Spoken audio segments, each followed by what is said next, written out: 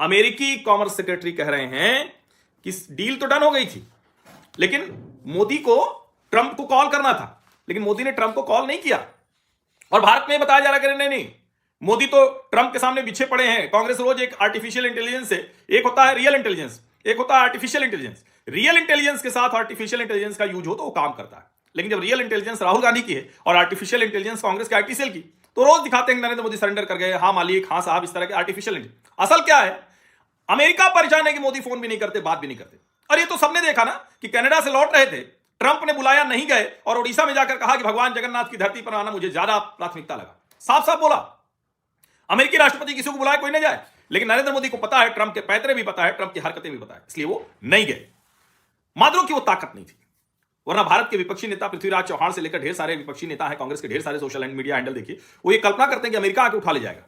अरे भारत है, अमेरिका क्या दुनिया के किसी देश की हैसियत नहीं है। वेनेजुएला के लोगों को भी खड़े होना चाहिए। ठीक है, करीब 2.5-3 करोड़ की पॉपुलेशन होगी, आबादी होगी, लेकिन फिर भी आप अपने देश के लिए खड़े होइए और कहिए कि अमेरिका नहीं चलाएगा। तो ट्रंप की पूरी कहानी यही है।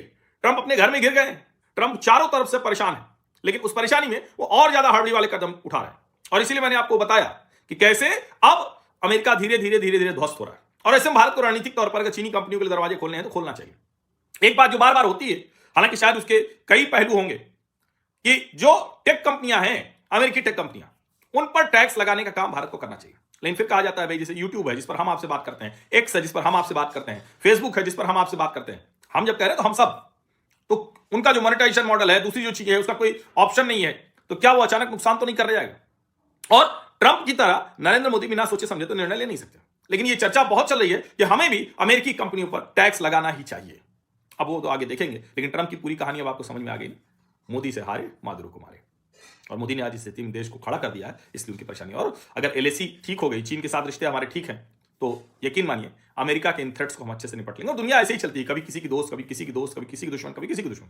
लेकिन मूल रूप से क्या है, अपने हितों को तो समझना पड़ेगा। और जब ट्रंप करेंगे I don't need international law, हमारा दिमाग, हमारी समझ वो तय करेगी कहां मुझे रुकना है, तो फिर तो दुनिया के दूसरे देशों को भी अपने लिहाज से ही सोचना पड़ेगा। आप सभी का बहुत बहुत धन्यवाद।